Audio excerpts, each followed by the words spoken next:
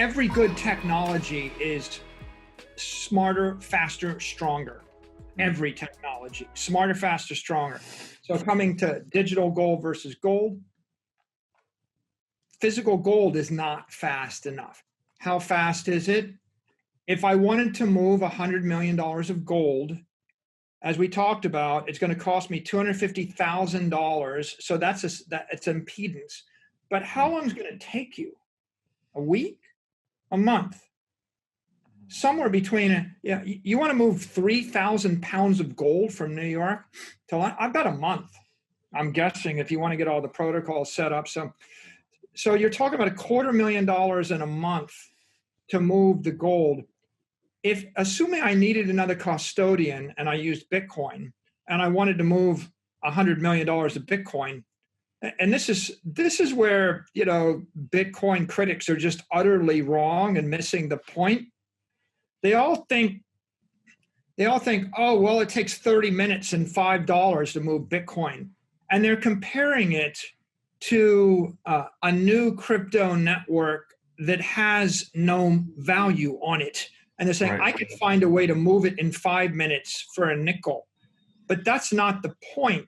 The appropriate comparison is to gold. How long would it take to move $100 million of gold? And because there's $250 trillion in assets in the alt assets. And there's only $25 billion of real asset in the alt coins or the alt cryptos. So how long does it take me to move the $250 trillion around? And when you think about that, you realize that Bitcoin would move it in 30 minutes instead of 30 days. Mm-hmm. Okay, that's 1,440 times as fast, right? 1,000 times as fast a minute versus 1,440 minutes in a day. And so it's 1,000 times as fast, but then it's $5 versus $250,000. Right. I know. So we do that. That's 50,000 times cheaper. Absolutely.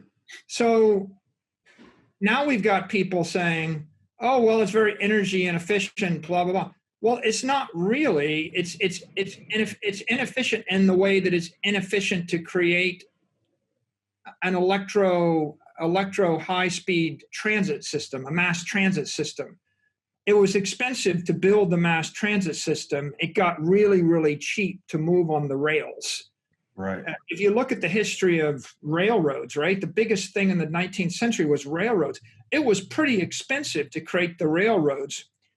It became really cheap to move on the rails. Right. So what we do is we've created crypto rails in order to make it 50,000 times cheaper to move. But it's not just that it's 50,000 times cheaper. It's that it's 1,000 times faster and 50,000 times cheaper.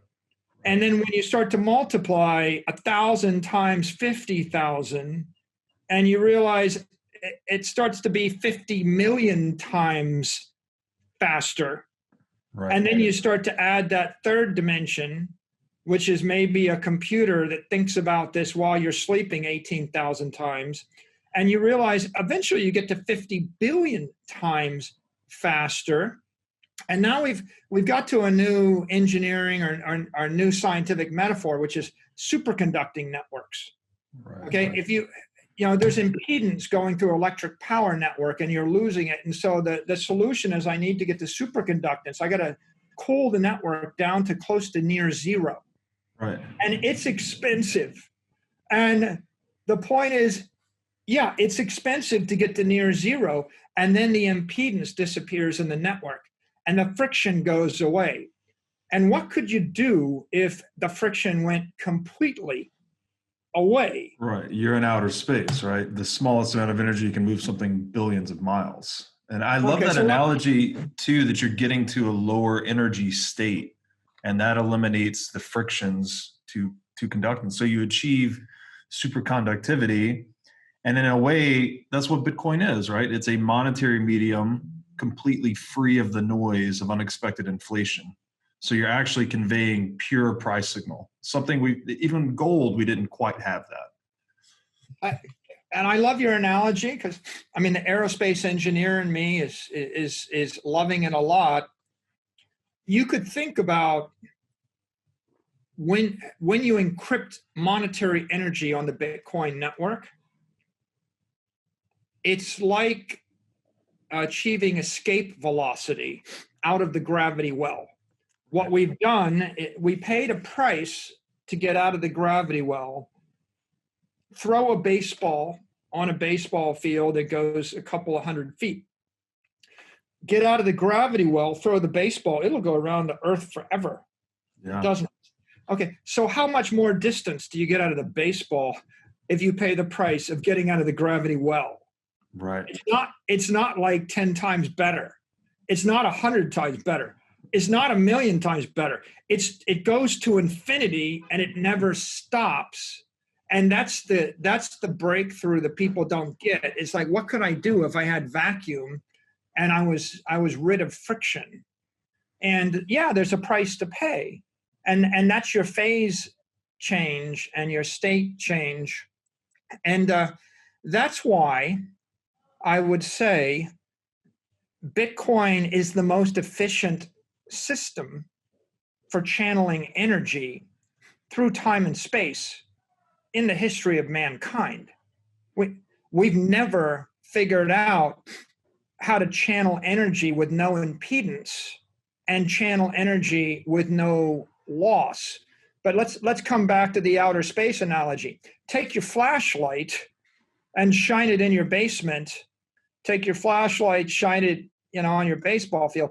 Now get into outer space and take your flashlight and shine it.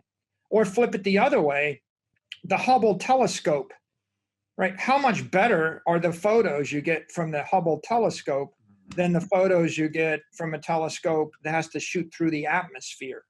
Right. It's totally free of distortion. It's 1,000,000,000 times better. Yeah. It's like you just can't really imagine the world when you're trapped in energy well.